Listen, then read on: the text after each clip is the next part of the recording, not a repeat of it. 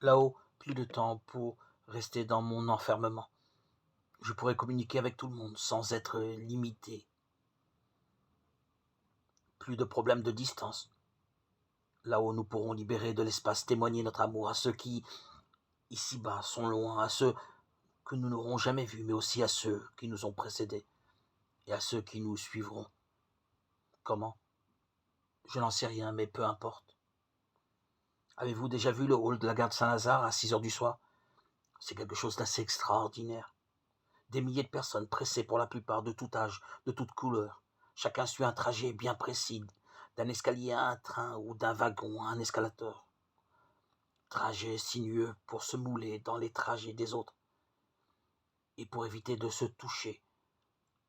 Ceux-ci sont anormalement peu nombreux si l'on tient compte du coefficient d'occupation du sol. Les gens ne se frôlent même pas. Pourquoi le hall de la gare Saint-Lazare me fait-il penser au ciel? D'abord, il me paraît une antithèse de ce que sera le ciel, une masse d'individus pratiquement sans relation les uns avec les autres, tel l'exemple de la gare Saint-Lazare. Même si vous êtes avec quelqu'un, pas question de pouvoir communiquer. Vous êtes constamment séparés pour arriver à suivre votre chemin. Mais cette masse est formée de personnes.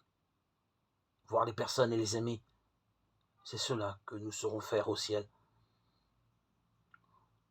On pourrait avoir l'impression d'une masse d'égoïstes dans ce hall de la gare Saint-Lazare. Mais si l'on regarde les gens, c'est différent. Le souci de se dépêcher sans heurter les autres est déjà un mouvement altruiste.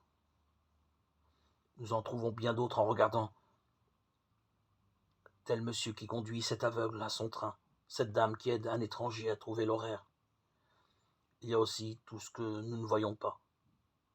Combien pensent aux autres, à leurs collègues de bureau ou d'atelier qu'ils viennent de quitter, à leur famille qu'ils vont retrouver?